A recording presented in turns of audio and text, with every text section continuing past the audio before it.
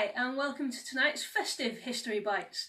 Tonight we're going to be looking at one of my winter favourites, mulled wine. There is nothing better on a cold winter evening than curling up with a hot cup of spiced wine. I'm sure many of you agree. Absolutely great. But it might surprise you to learn how old the practice of mulled wine is. Our first reference to it comes from the 2nd century AD, so that's almost 2,000 years ago, when the Romans were spicing their wine. Now, we don't know whether they'd have had it warm or not, but I like to think that the guys on sentry duty up on Hadrian's Wall on a cold winter's night, in their little sandals and their tiny little leather skirts, probably wanted a nice warm cup of wine to wrap their hands around.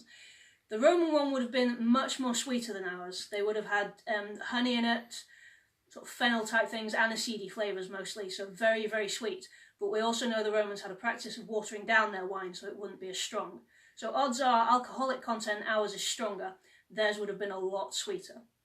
If we move on into the Middle Ages, mulled wine enjoyed a great popularity through the Middle Ages.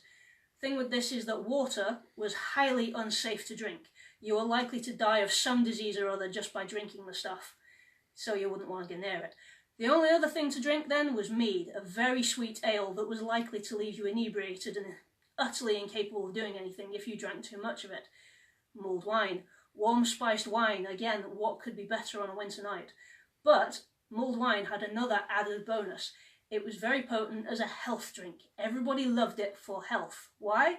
Well, the spiced wine was thought to keep the plague away. You know the pictures of the doctors through the Black Death with the big beaks filled with herbs? The mulled wine would do the same thing. So this here, your nice spiced winter mulled wine, will keep the plague away. Another good reason to drink it. In the Victorian period, that was where we see mulled wine cemented as part of our Christmas tradition. What happened was that Charles Dickens, the sort of father of Christmas, if you will, made reference to it in his tale, A Christmas Carol.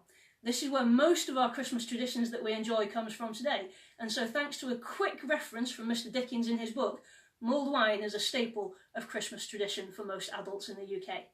Thank you everyone, I hope you all enjoy your spiced cups of mulled wine this evening, and good night.